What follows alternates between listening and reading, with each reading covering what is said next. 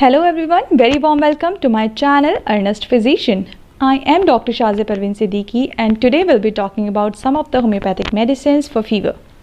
So, homeopathy में क्या क्या दवाइयाँ फ़ीवर में असरदार होती हैं, उसे जानने से पहले हमें ये जानना ज़रूरी है कि फ़ीवर के साथ साथ आपके बॉडी में बहुत ज़्यादा वीकनेस होती है, साथ ही इलेक्ट्रोलाइट इम्बैलेंस भी होता है जो कि आपको साथ साथ ठीक करना होता है।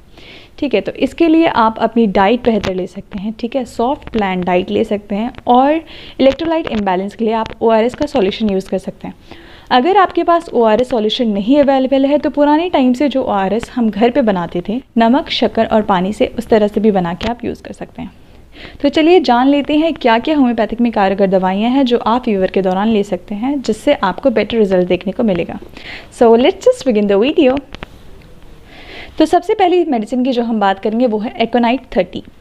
एकोनाइटम 30 आप तब यूज़ कर सकते हैं अगर पेशेंट को सडन फीवर आए, यानी कि for example sudden exposure of cold wind हुआ, उसे हवा की झोंके लगे, ठीक है, उसके बाद उसका फीवर अराइज हो गया। फॉर एग्जांपल एक पेशेंट है, ठीक है, वो ट्रैवल कर रहा था बाइक से और उसे बहुत तेज़ हवाएं लगी बाइक पे ड्यूरिंग ट्रैवलिंग, ठीक है, तो अब उसके बाद उसको फीवर अराइज होना शुरू हुआ, वो भी सडन, एक साथ बहुत सारे सिम्टम आए, यानी कि सडन एक पूरा जो कहते हैं ना साइक्लोन ऑफ सिम्टम्स, एक साथ बहुत सारे सिम्टम्स आ गए, तब आप ये दवाइयाँ दे सकते हैं। लाइक फीवर के साथ उसको कोल्ड, कफ, कोराइजा सब एक साथ है, तो आप ये दवाई दे सकते हैं। ठीक है, एकोनाइट का जो पेशेंट होता है उसको अनक्वेंचेबल थर्स्ट होती है, यानी कि उसको बहुत ज़्यादा प्यास लगती है और हर थोड़ी थोड़ी देर पर उसको प्यास लगती रहती है। ठीक है, तो पेशेंट डिमांड करेगा वाटर की। ठीक है, साथ ही इसमें जो मेंटल स्टेट है उसमें पेशेंट को बहुत ज़्यादा रेस्टलेसनेस और एंजाइटी देखने को मिलेगी, बहुत ज़्यादा घबराहट होती है, तब ये दवा कारगर हो सकती है। और अगर कोई एग्जाम्पल देखें, अगर पेशेंट को सोर थ्रोट है, ठीक है, मतलब गला ख़राब हुआ, उसके वजह से उसको फ़ीवर हो गया, अब बहुत अर्लियर स्टेज है, यानी फर्स्ट स्टेज है, या यहाँ अगर आप एकोनाइट को देंगे तो यहीं फर्स्ट स्टेज से ही पेशेंट को रिलीफ आना शुरू हो जाएगा और फीवर सबसाइड हो जाएगा और बेटर हो जाएगा। ठीक है, तो इन केसेस में आप एकोनाइट को 30 पोटेंसी में यूज़ कर सकते हैं।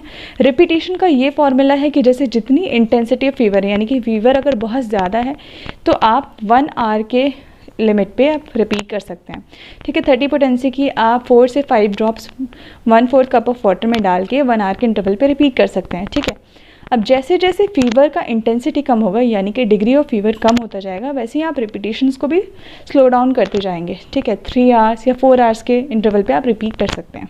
ओके, नेक्स्ट मेडिसिन की हम बात कर रहे हैं वो है बेलाडोना। बेलाडोना को आप तब यूज़ कर सकते हैं अगर फीवर इन्फ्लेमेटरी ओरिजिन की वजह से, फॉर एग्जाम्पल अगर फीवर, सोर थ्रोट, टॉन्सिलाइटिस या मम्स के साथ साथ आपको देखने को मिल रहा है, ज़्यादातर बच्चों में ऐसा होता है, तो आप बेलाडोना यूज़ कर सकते हैं। बेलाडोना का सिम्टम ये है कि पेशेंट बहुत ही ज़्यादा हॉट होगा, साथ ही रेड होगा। रेड से मतलब उसके ओवरऑल फेस पे आपको कंजेशन, रेडनेस देखने को मिलेगी, रेड फेस मिलेगा, साथ ही बहुत ज़्यादा हॉट होगा। दैट मीन्स कि उसका जो बॉडी टेम्परेचर है वो बहुत हाई होगा, इसका मतलब कि फ़ीवर जो है वो हाई ग्रेड का फ़ीवर है, तब आप बेलाडोना को यूज़ कर सकते हैं। ठीक है, नेक्स्ट मेडिसिन की जो हम बात कर रहे हैं वो है nux vomica. Nux vomica generally हम उन पेशेंट्स को देते हैं जो कि एक सेडेंट्री लाइफस्टाइल यूज़ कर रहे हैं या फिर मॉडर्न लाइफस्टाइल से जा रहे हैं। फॉर एग्जांपल कोई MNCs में वर्क कर रहा है, अब उसकी लेट नाइट शिफ्ट्स है, ठीक है, इस वजह से वो बहुत ओवर एग्जर्टिव हो जा रहा है, मेंटल एग्जर्शन कर रहा है, ये मेडिसिन आप प्रेस्क्राइब कर सकते हैं। इसमें पेशेंट को इतना ज़्यादा ठंड लगेगा दैट वो हेड टू टो अपने आप को कवर कर लेगा, एक भी बॉडी पार्ट उसका अनकवर नहीं होगा, इतना ज़्यादा उसको ठंड लगती है। ठीक है, तो आप यहाँ पर नक्स वोमिका को प्रेस्क्राइब कर सकते हैं। सेम 30 पोटेंसी में रिपीटेशन का सेम प्रोसेस है, like the very first remedy I have explained you in aconite. ठीक है, नेक्स्ट अब हम बात करते हैं जो अगली दवा है, उसका नाम है जलसीमियम। जलसीमियम का ये सिम्टम है कि जलसीमियम का अगर जो फीवर होता है पेशेंट को, तो जलसीमियम आप तब प्रेस्क्राइब कर सकते हैं अगर उसको फीवर के साथ फ्लू लाइक सिम्टम्स है। फ्लू लाइक सिम्टम्स है, ठीक है, फीवरिश जैसी फीलिंग है बॉडी में, साथ ही पेशेंट बहुत ज़्यादा डल है, ड्राउजीनेस है, डिजीनेस है, यानी कि बहुत ज़्यादा सुस्ती आ रही है उसको, ठीक है, बहुत ज़्यादा वीकनेस लग रही, कमज़ोरी लग रही है, तब आप जलसीमियम उस पेशेंट को प्रेस्क्राइब कर सकते हैं। 30 पोटेंसी में रिपीटेशन का सेम प्रोसेस है। ठीक है, नेक्स्ट जो हम बात करते हैं वो मेडिसिन का नाम है आर्सेनिक एल्बम। तो आर्सेनिक एल्बम आप तब प्रेस्क्राइब कर सकते हैं अगर आपको फूड पॉइजनिंग की वजह से फ़ीवर आया हुआ है। ठीक है, ज़्यादातर हमें देखने को मिलता है बाहर का कुछ उल्टा सीधा खा लेने की वजह से बच्चों को फ़ीवर आ जाता है, तो उसमें भी आप आर्सेनिक प्रेस्क्राइब कर सकते हैं। ठीक है, आर्सेनिक के फ़ीवर में पेशेंट बहुत ही ज़्यादा रेस्टलेसनेस होता है, कभी इधर से उधर पलटता रहता है, रेस्टलेसनेस के साथ पेशेंट को थर्स्ट बहुत ज़्यादा होती है, और थर्स्ट ऐसी होती है कि उसको प्यास लगती है तो वो बस सिप सिप करके पानी पीता है, ठीक है, पानी पीता है फिर रख देता है, फिर पानी पीता है फिर रख देता है, ठीक है। और उसका जो फीवर का पैटर्न है ना वो पीरियोडिक होता है, लाइक जिस पूरे दिन में जिस टाइम पे उसको फीवर बढ़ता है और जिस टाइम पे घटता है सेम नेक्स्ट डे भी वैसा ही होगा। तो सेम प्रोसेस रिपीट होता है पीरियोडिसिटी के साथ, तब आप आर्सेनिक उसको प्रेस्क्राइब कर सकते हैं। पोटेंसी सेम 30 रिपीटेशन का सेम प्रोसेस है। अगर आपका फीवर बहुत ज़्यादा भी हाई ग्रेड पर है तो आप 1 आवर के इंटरवल पे रिपीट करेंगे। जैसे जैसे फीवर की इंटेंसिटी कम हो जाएगी रिपीटेशन भी आप स्लो ऑन करते जाएंगे। 3 से 4 आवर्स के इंटरवल पे आप रिपीट कर सकते हैं, ठीक है। नेक्स्ट जिस हम रेमेडी की बात कर रहे हैं फीवर के ड्यूरिंग, वो है नन अदर देन यूपिटोरियम पर्फ। जैसे कि आप जानते हैं जब चिकनगुनिया बहुत ज़्यादा ही प्रचलित हो रहा था तब लोगों ने यूपिटोरियम पर्फ बहुत ज़्यादा यूज़ किया था। तो इसका मेन क्राइटेरिया फॉर प्रिस्क्रिप्शन है अगर आपको फीवर के साथ साथ बोन पेन है, यानी कि हड्डियों में जॉइंट्स में बहुत ज़्यादा पेन है, हड्डियों में दर्द है, तब आप यूपिटोरियम पर्फ 30 पोटेंसी में प्रिस्क्राइब कर सकते हैं। रिपीटेशन का सेम प्रोसेस है। अगर इंटेंसिटी फीवर की बहुत ज़्यादा हाई है तो रिपीटेशन 1 आवर के इंटरवल पे करेंगे, और अगर फीवर जैसे जैसे डाउन होता जाता है तो आप रिपीटेशन 3-4 आवर्स के इंटरवल पे कर सकते हैं। Last but not the least, Bryonia alba.